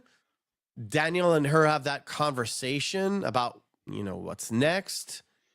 And then she gets teleported out, we'll call it that way. And we'll put this, and he shows her, oh, look at my fortress of solitude. Dude, that is the ugliest fortress of solitude I've ever seen. Well, it does not look good. His father was a watchmaker. He was into intricate design, so that's what it is. I know. So the entire thing kind of looks like a jumbled mess of the inside of a clock. Yeah. But what's interesting is the line that he says, "When you left me, I left Earth. Does that not show that I care?" I was baffled when I saw this for the very first time. I'm still baffled by this. I know what they were going for. It's like, he's literally, without any emotions, becomes like an emo kid with superpowers. Yeah, nobody loves me. There is that change. Was it just because he finally had that last vestige of his humanity broken by the Laurie reveal at the interview, and that's when he left, and that was this combined with the fracturing of his relationship here and his work with Adrian, like maybe drove him over the edge. But the thing that didn't make any sense is him reconciling his humanity and then saying like, oh no, now I get it, after he shows Laurie that the comedian was her father. Then he's like, oh no, now I get that life is precious because it took so many generations for them to create you. We're like, what are? Like I said, what? I had a real problem with that entire scene. Yeah. Of him trying to get to the point where through Laurie he cares about humanity all of a sudden. Now, yeah, that's why there's a massive disconnect there that does not add up. And that was, to me, could have been the start of the issue of trying to reconcile what was going on with the book, where the book was leading to. Yes, and that's how they wanted to end a movie, which is a different medium and a different kind of way of telling a story, because you have to fill in the blanks between each panel essentially. Yeah. With something, I don't know, called dialogue or something. Well, there's also the fact that, again, Dr. Manhattan, it doesn't really come to be this altruistic person at the end of the graphic novel either. He's kind of still really change. He's still a fucking prick, and it's kind of the whole point of it, where he's now he's this omnipotent being, and he knows that he is now, so he's completely and utterly detached. But the film version of it saying, like, he actually says a line, the existence of life is highly overvalued. Then later he's like, oh no, life is precious. Yeah, which is black and white. Yeah, red, blue. That's a 180-degree turn on your entire opinion of life itself as a concept. Yeah, it's sort of a, I've sat on Mars and now I've come to the conclusion that I should not sit on Mars. Yeah. Well, the better part is you have Daniel and Rorschach doing Batman shit. Yeah. Which is the best part of the story, where they go to the bar, and this poor dude, when everybody walks in, just like, well, a pyramid, they all turn on him immediately, like, I just bought you guys all beers. What the fuck, man? And one of the things, and I think Snyder explained it in that interview, is people don't get the fact that Rorschach is that kind of a character. It's the fact that without the mask, he is somebody completely different. But with the mask, he can do things that he thinks that he could have done if he had the courage. That's how he explained it. Yeah, that's fair. To me, that's kind of giving him an excuse in terms of movie excuse to explain the fact that Rorschach has a different set of morality. It's a much more of a black and white, sort of like the mask he has on, much more of a black and white way of looking at the world, where the world isn't really black and white. It's a lot of gray in between, where people's motivations aren't entirely bad or good. Yeah. Or moral or immoral, if you wanna compare it that way. And the fact that he allows himself to use violence because it justifies the means. The action ends justify justifies the means. Where I will hurt this guy because I want him to tell me the truth, because truth is justice. It all wraps up in this whole thing of his to truth is more important than my personal beliefs or anyone's personal beliefs. And that's why it's very much of a cut and dry, which actually leads to why he did what he did at the end. Well, it also, he also, again, has that strict moral code and his line in the sand, proverbial line in the sand, as you were mentioning, Meph, because it rings true in several of his quotes near the end of the film, not only in his last entry, but the last bits that he says to Daniel. That there's no compromise even in the face of Armageddon was his last line to Daniel. And Paul said it nice. Rorschach is a crusader. That's not fair. Not necessarily that, but yeah, I get what you're saying. It's and the terminology. Yeah. It's the target, and along the way, if people die, well, then it served the purpose of the crusade. Yeah. Well, again, the journey. Again, kill one to save 1,000. Exactly. Yeah. Sort of. So we have this also with Nixon going to DEFCON 1. We have then Daniel going, Daniel and Rorschach in going Adrian's to office. Yeah. And the whole bit about the pyramids, which is so very odd, because his love for the Egyptians, where obviously they did not get the quote right from the novel, because before Ozymandias said the only person I had reverence for was Alexander the Great. Like, no. Yeah. Well, No. Alexander the Great does have tie-ins with Egypt. Yeah, Alexandria. But not in that way. No. Not in that way. So this is the model that Daniel kind of discovers as they go into his office. It's like, oh shit, okay, I know where he went. And that whole ordeal. But we'll do a stop here, actually, because we basically have probably the most, I would say the only other thing I was going to notorious ending. As they were, as Laurie and Dr. Manhattan leave, the pan out to where he put the smiley face on the face of Mars. Yes, before they leave, which technically there is a picture of a smiley face on Mars. It's not a joke. They actually took that picture with a high resolution camera. You can see a smiley face there. But I don't know. It's just a comedy of errors. But I know. It's still fun to think about. It's still fun. So, all right. We'll do our second game and we'll keep it short this time, okay? But we have to. It is called. I think we can still play a full game because there's not much left of the movie. Okay, so. It's fine. We did jump quite a few scenes. Yeah, we had to go fast. So. Yeah. Round 1, fight. Screen Fighter is where we take two movies, pit them together, and see which one is the best one. If there's no discernible between the two, both of them are good or both of them are bad, we fall into our criteria, which is Friday evening, Saturday evening, out with the boys, out with the girls, out with your significant other, Too much movement with my fingers. Which one will we pop in?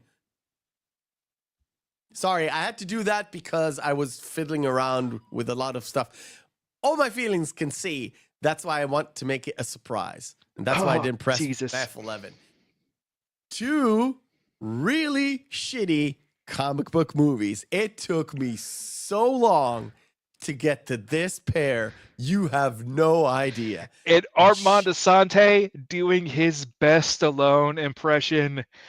It's kind of fantastic. That's the best part about the movie is Armand Asante is just be like, I'm going to try to be as shitty as Stallone in this whole movie. I am the law. I'm the law. I'm the law. I remember I used to prefer this Judge Dredd. Why? 2012 I still have no Judge idea. Dredd. And like, when I have you watch it again, and you're like, oh my god, that was bad. I do. I watched. I told you. Watch them both again. It was like I don't know why I've ever thought this way ever in my life. Yeah, I do. I still have a good place in my heart for this. Suicide Squad. This is the first one. Yes. The second one is the Suicide Squad. This is with Jared Leto as the Joker. Yes, this is the David Ayers Suicide Squad. Which, again, if they would have actually put in a lot of stuff that they cut out, it actually was a better movie. But says David Ayers. The people have spoken, my friend. It is Judge Dredd. It's fine. There was no winning in that anyway. Here. Jarhead or The Silence. These are both really rough watches, by the way. Okay, I've not seen The Silence, so I will switch it over. Good. I have seen The Rookie. Rookie, okay. Yes. I'm actually going to go with Jarhead because I think it's probably one of Jake Gyllenhaal's best performances of his entire career. I agree. I've only seen The Rookie once, I think. Didn't really leave an impression on me. I've seen Jarhead once and a half, and I remember it. Yeah. Fair enough. Just by that, okay? Spice World. Wait a minute. Before I say this, I'm sorry to say, I've seen Spice World in the theater. Fair enough. In the theater. It was with a girl. Hey, I did too. So 13 years old, one of my first dates, seeing Spice World. Because she wanted to go see it. I was not 13 years old. I was a lot older than that. Because you're an old ass man. I really wanted to make out with that chick. She was into the movie, and she dumped me a week later. She was not into you. Fuck that bitch. No, she is very hetero, I think. Anyway, The Day That Earth Stood Still or Spice World. All my feelings, cast your vote. I think. Now, have you seen the original? I have seen both. Okay, yeah, well, I would go with The Day. Oh yeah, definitely. No, I definitely. I can't top that entire story again. Now, have you seen Ponyo? X. I've not seen Ponyo. No, I wouldn't think you would have. I have seen The Benchwarmers. Oh my god. Malcolm X, the Denzel Washington Malcolm X, or The Benchwarmers. They kept trying to make the guy who played Napoleon Dynamite work, and it's like, no. Sorry, no. Bush says The Benchwarmers. Sanders says X. I would still go with Malcolm X, yeah. Malcolm X, look, Malcolm X, the movie is a really hard watch. Denzel Washington does his absolute best. Like, you can't take away from that. Was he up for an Oscar for this one? Not sure. No, I do don't believe think so. I thought he was. He didn't win, though. No. He didn't win, though. And he won the next year for Philadelphia as a supporting cast, if I'm not mistaken, where Tom Hanks won. Yes. Because this came out in 1992, so it went up for... Because Philadelphia came out in 1993. Yeah. Okay. Never mind. X. too much talking when I can't breathe is hard. Paul Harley, I haven't watched You got either. 20 minutes. I'll watch You're good. Malcolm X. I'm good. Sir, Boosh. Oh, that's sir. This is a Wendy's. If you know that comedy reference, Meth. Yeah. I know I've seen it. Where's it from? Tell me. I know I've seen it. I know that line. I'm not gonna tell you. It's not from Benchwarmers, is it? No. Last Action. I know I've seen it. God damn it. I think he was. It's saying, not from Last Action Hero. He was voting for Last Action Hero. Okay, never mind. So Last Action Hero or Jack, and you'll tell me in a bit. Last Action Hero, obviously. Yeah. Easy. Yeah, that's way too easy. I'm sorry, Jack just makes you sad. Yeah. You have not seen The Wave. I know The it. Wave. I know. Not seen The Wave. No. Oh, that's perfect. perfect. Wow. Wait a minute. This is a perfect way to end this segment. Snakes on a plane, or there's motherfucking snakes on a plane, or Batman Forever, which is the Val Kilmer Batman. There's motherfucking snakes on this motherfucking plane. Yeah, whatever. Choose. See, you can't make a decent choice. As much as I just love reading more about the backstage story about how Tommy Lee Jones wanted to murder Jim Carrey on set like every single day, I would snakes on a plane. I don't understand when people say Val Kilmer was one of the best Batman. No. I never saw it. He's not one of the best. He's better than Clooney. But there are other Batmen that did it. Robert Pattinson was a better Batman than Val Kilmer. And I didn't particularly like the Batman. Yeah. Just because of the story. And Robert Pattinson is a terrible, terrible Bruce Wayne. Terrible. But he's a pretty good Batman. You know who still is the best Batman? Yeah, it's Michael Keaton. No, it's Kevin Conroy. He does not count. Yes, he does. Yes, he does, because he was Batman for longer than any of them. So, it's Kevin Conroy. This show will never end if we continue this talk.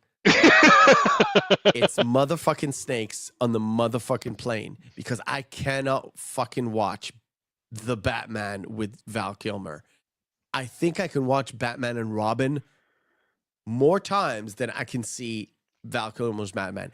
And one point in contention, the Batnips have not started with Clooney. No, that's true. That's with Kilmer. So yes, fuck off. That is true. Give you that. Breathe. Okay. What did I do? No, I pressed F11 on the wrong place. Okay. So, Laurie convinces Dr. Manhattan to come back. Essentially, he takes his precious fortress of solitude back to Earth to try and save. He leaves it there because she fractures it. Oh, that's right. Yeah. And he goes back to Earth to save it from Doomsday. And that's juxtaposed with which I don't know what kind of mileage Archimedes can get, but if it can fly from New York to Antarctica in a single trip, that's pretty fucking nuts. Well, it happened, I guess. Yeah. I love the fact that he already has the Night Owl snowsuit. Yeah. Yeah, all ready to go. Rorschach being like, I'm fine. He just pops up his collar like, I'm good. Yeah. Like, I'm good. It's like, This is minus 40. 40. Yeah, like you're gonna freeze to death if we don't get you inside like now. Yeah, like And what's now. Like, we do have it kind of this too. We have Adrian and his team where he toasts the team toasts him for the scientific work because they don't know what he's actually doing. They think that he's actually creating free energy, and he poisoned them all with the champagne and then atomizes them. Yeah, I just realized something. I'm not going to point it out, but I just realized something. So the stuff on screen, one of them is some girl kissing some dude's chest, but it kind of looks like a female chest, but it's a dude's chest. I don't remember where it's from. I think it's from one of the hippie movies. I don't remember the name of. But right next to it is Rambo 2. And right next to that is Commando. Is they were talking where when Rorschach and Daniel get close and like, well, he wouldn't hurt a fly. He's a vegetarian, and Rorschach goes, Hitler was a vegetarian. Exactly. And this is where the whole Aryan thing with Ozymandias comes in. Oh, okay. Where in the book he's not really German-esque, but Snyder wanted Matthew Good to look kind of like your archetypical German Aryan thing without pointing it out. And then Hitler just says it. He just says it. Rorschach just says it. Yeah, we have while there's the fight there, and the entire time Ozymandias is just dismantling them. Where he said, like, you do realize that I already set it off 35 minutes ago. Like, I wasn't going to even give you the opportunity to stop me. You know this, right? Yeah, and that's the whole point. Is the whole fight with him is he's killing them, and all they're trying to do is get to. I think Rorschach wants to get to the truth. He wants to know why. Yeah. He's very adamant. Like Rorschach is more adamant than Daniel in knowing why he does that. And Ozymandias does explain it to him, but then, like you said, in the same breath, it was like, I wasn't going to wait for you. I just like blew it up. And there isn't the full explanation until Dr. Manhattan comes in, but that's in a moment. Yeah. We do have the cut to the psychiatrist, the prison psychiatrist, and his watch malfunctioning. Yes. Or is it? Where's it? It doesn't really matter. But the only reason why you really know him, if you didn't see his face, was his briefcase opens up and the Rorschach cards fall out. Oh, yeah. Well, like I said, it really doesn't matter. What I want to get to is it gets to the reason of, okay, Moloch knew what Ozymandias was up to, and when the comedian went to visit him, because the comedian wasn't there to kill Moloch, because I don't know. No, he was more to talk about, like, he was having an existential crisis, essentially. Yeah, it's like sort of talking about the old days where I remember when I chased you around and you were trying to do some mischief and I kind of prevented that. You remember those good old days? The nostalgia bit coming back, sort of in the same way that the original Silk Spectre like, talk about what it. Am I doing? I'm spilling my guts out to one of my arch nemesis. But the sad thing is you're the closest person I have to a friend. Yeah. And so he sort of found out all like his plan, and that's it. This is the reason why Ozymandias went out and killed him, because he doesn't want his plan to be disturbed. And it actually goes back into the moment of Ozymandias just throwing him out the window and his face being revealed, even though in the intro you don't see the face being revealed. Yeah. It just adds that extra layer of what is going on. And I don't know what's going on with this movie. But then, of course, Then they have the trap that he thought was going to at least. I don't think that he even thought it was going to actually kill Dr. Manhattan. It was only just going to temporarily slow him down enough for him to not stop what has already been done or revert it in any way. Yeah, but the thing is, if you haven't caught on to this moment by this time about Dr. Manhattan, there is no way he doesn't know this trap exists. Yeah. So he walks into this trap knowing that Ozymandias like laid out this trap for him because he knows it won't technically affect him, but when the effect comes into play, it's just to placate Ozymandias. Placate it, or like it did work temporarily, but not in a way that would like it'd be like stunning someone with a taser. It's not going to kill them. It's just going to temporarily incapacitate them for half a second. But we have this with they have Laurie with the gun. It's like, you were always an asshole, and tries to shoot him, but then Adrian does end up catching the bullet, proving the fact that what Rorschach said was it was rumored that he was fast enough to catch a bullet, Speeding bullet, and he caught it.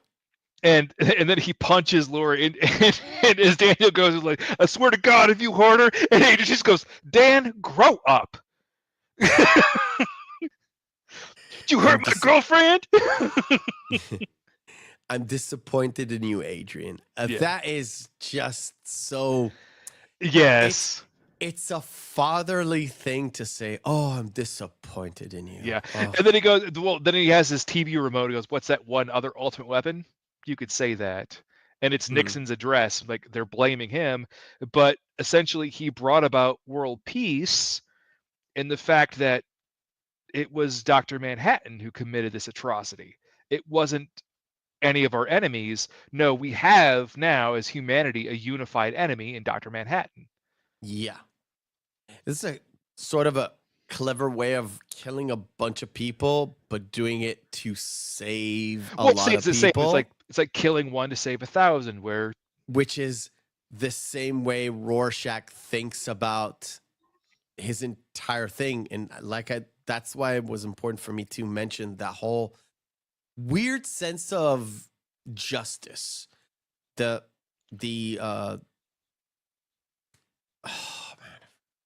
Which is what I find very different. What I find interesting is the fact that Rorschach is going to harm or injure someone to save someone else. Would he not eventually somewhat sympathize with Adrian's mentality and his ideology? Because what he's doing is essentially like, yes, some of these people may have been innocent and he's going to be haunted for it for the rest of his days, but from here on out, there's going to be global world peace. How many billions of people won't die due to any kind of conflict or strife? And one of the things, what I was going to say is, because he has that weird sense of justice, and I've said earlier, he's about the truth. This is where the conflict comes in. Because generally speaking, he doesn't really mind what Adrian does. He kills 1 million people, 3 million people to save billions across the earth. Dr. Manhattan did essentially the same thing, but what he did was blame it on himself rather than having like a full-on nuclear explosion comes in. But then Rorschach is like, well, but I gotta tell people the there's the truth. entire break, because he says that there's no compromises even in the face of Armageddon, because essentially, again, if the truth were to ever be revealed, that it would completely undo what was already been said, and we go back to square one, and all those deaths were meaningless. So exactly.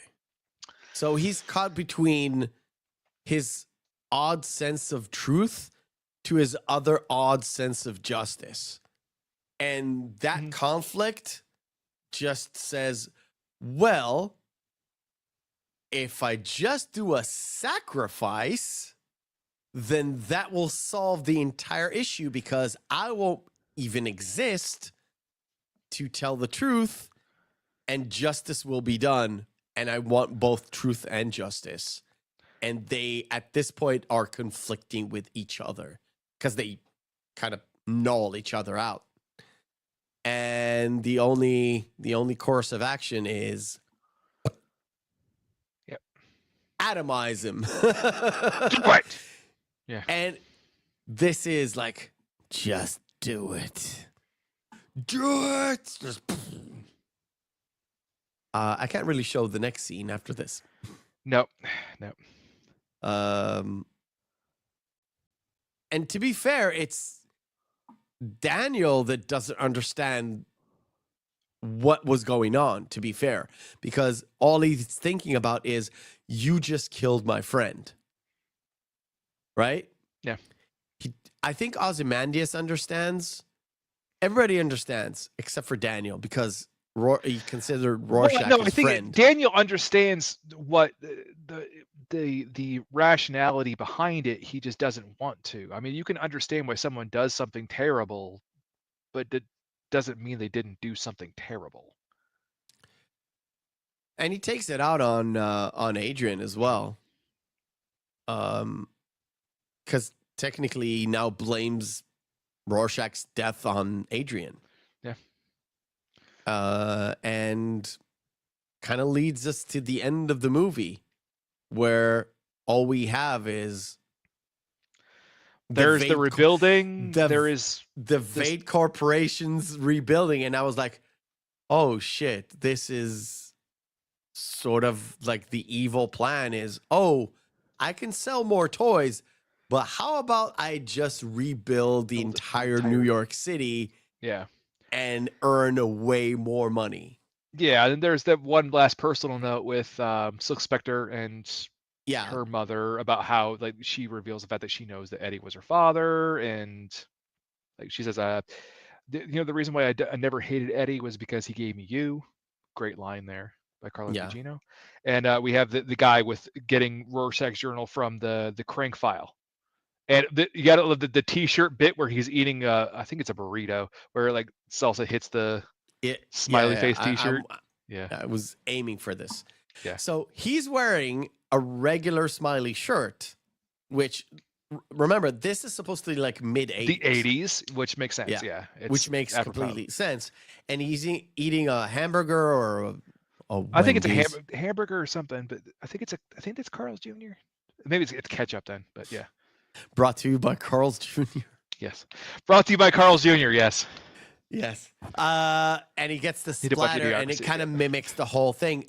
The point is, before Rorschach went to Antarctica, he dropped a letter with all. He dropped his journal. It's his journal. He reveals everything because he wrote it down in his journal, and he sends it off to this guy, and this is sort of the ambiguous ending because we don't know if the guy actually fell through with it. Yeah.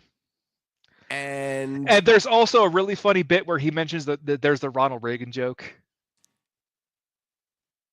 I don't remember. I actually don't remember. Ronald Reagan's going to run for president in 88. It's like, nobody wants a cowboy for president.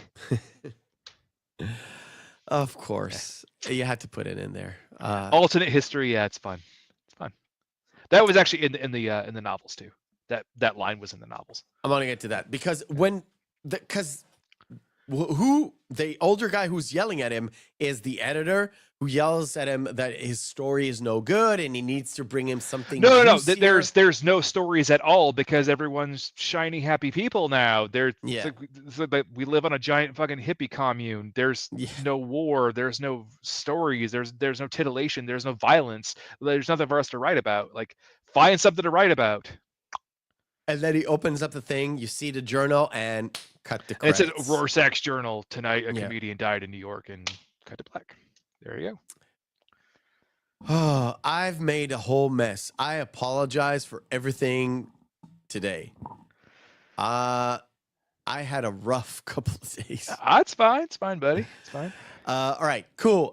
Ladies and gentlemen, despite my nautism, I really enjoyed this movie. I really enjoyed rewatching this movie, even though I was a bit off. I admit it.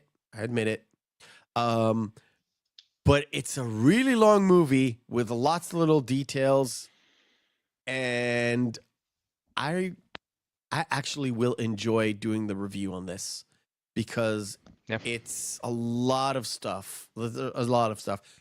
The review will be nothing to do with the book. Nothing. Yeah. Even less than this show. This is why this show actually exists, so we can actually elaborate and kind of discuss some things.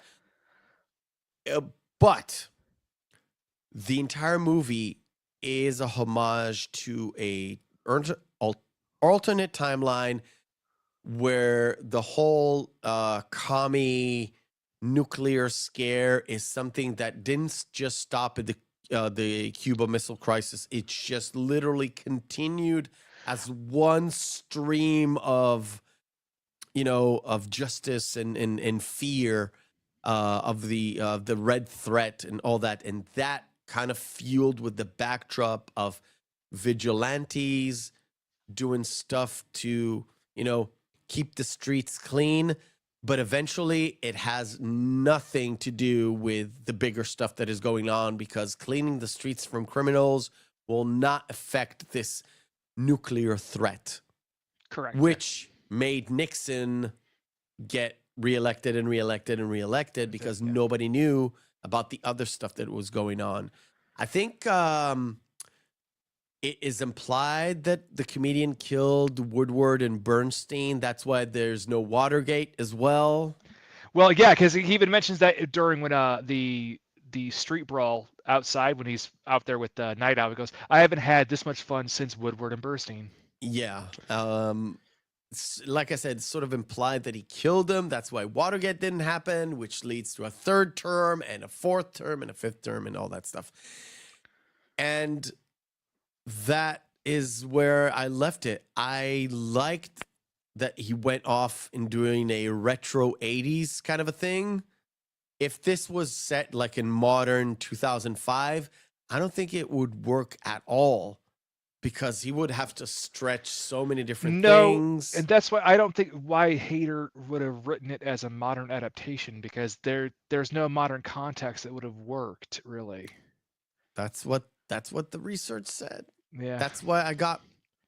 So I don't know. I haven't seen the David Hayter script, so I have no idea. I have no context. I'm going off but what other people said. Fair enough. Fair enough. What can I do? Any last words before we wrap things up? I was gonna say, as we mentioned at the very beginning, I do think that this is probably Zack Snyder's best film. Yep. And definitely worth a watch. Not sure if the ultimate cut's really worth it. I've watched it before. It's a lot of superfluous fluff and a lot of other scenes that really were unnecessary overall. I mean, the director's cut adds a little bit more context. There's a little bit of context, but it's really not needed. Yeah, the theatrical cut is pretty good. It's pretty good. And to be fair, for 2 hours and 40 minutes, it better be pretty much up there to start with. This is not Lord of the Rings. It doesn't need to be this long. Yeah.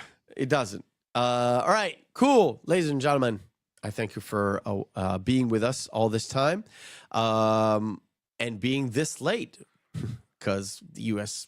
crowd is late. Anyway. Started a little late. Next week will be on U.S. time, so 3 p.m. Eastern. And we'll be back in the Snyderverse. And we'll be back in the Snyderverse with a little movie called 300. And we'll touch upon more of the book and the I didn't realize it before, but the movie. We set up back to back Frank Miller. That's interesting. Yeah. Back to back Frank Miller. Oh, yeah. With Sin City. Okay. Well, it's back to back Snyder, and then back to back Frank Miller. But yeah. It is what it is. Next week is 300. Go watch it. It's a fantastic movie. Gritty, dark, fucking amazing, and a lot of fucking blood and guts, and way more than this movie, apparently.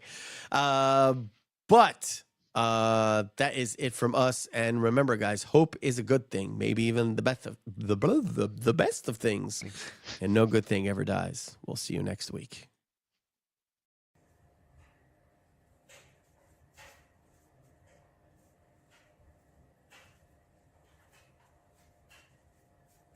You're still here? It's over. Go home. Go.